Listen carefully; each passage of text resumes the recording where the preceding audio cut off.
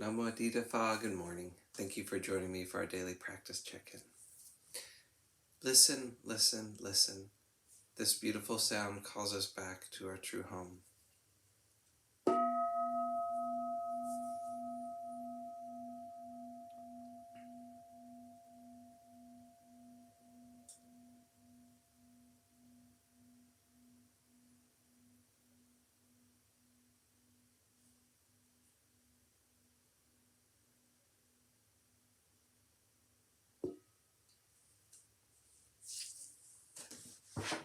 The fourth mindfulness training.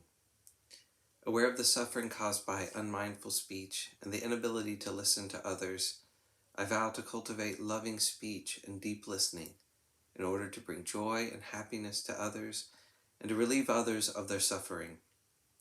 Knowing that words can create happiness or suffering, I am determined to speak truthfully, with words that inspire self-confidence, joy, and hope.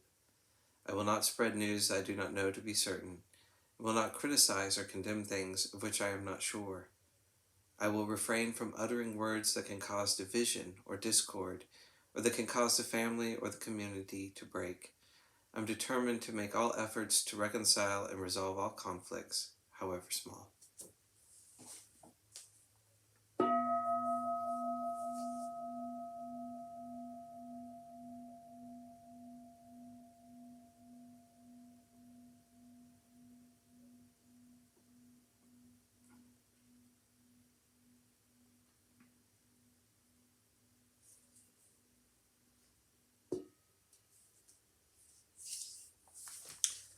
For our Dharma reading today, we'll read the first half of Mindfully Waiting in the Present Moment by Ajahn Yatiko from Beginning Our Day by the Monastics of Abhayagiri. Sitting here in silence, some might say, feels like a waste of time. Sitting here waiting for something to be said. It could be a waste of time if we are sitting here waiting mindlessly. But it is not a waste of time if there is mindfulness present and an awareness of the present moment. Usually at this time of day, there is a sense of anticipation as the work period draws near. There are thoughts about what we are going to do and what we don't want to do, all of which are influenced by the different attitudes that we have towards work.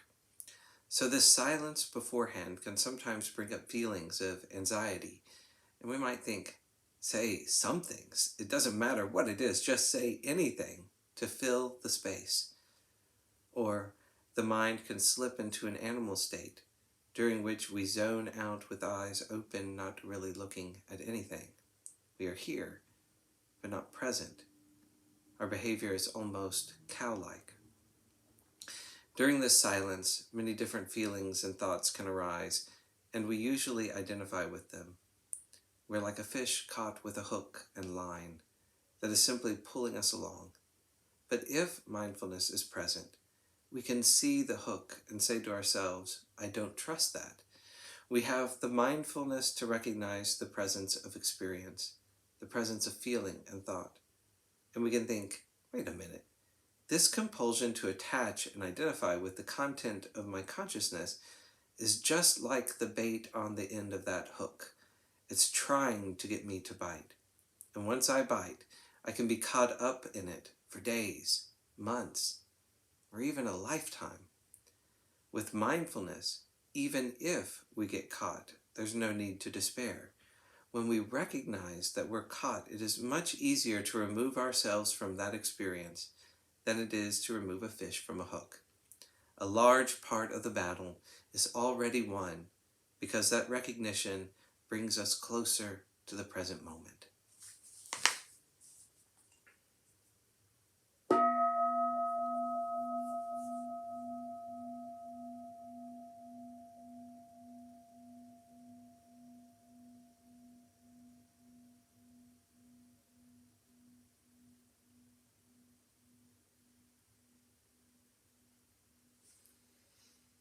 May all beings be well.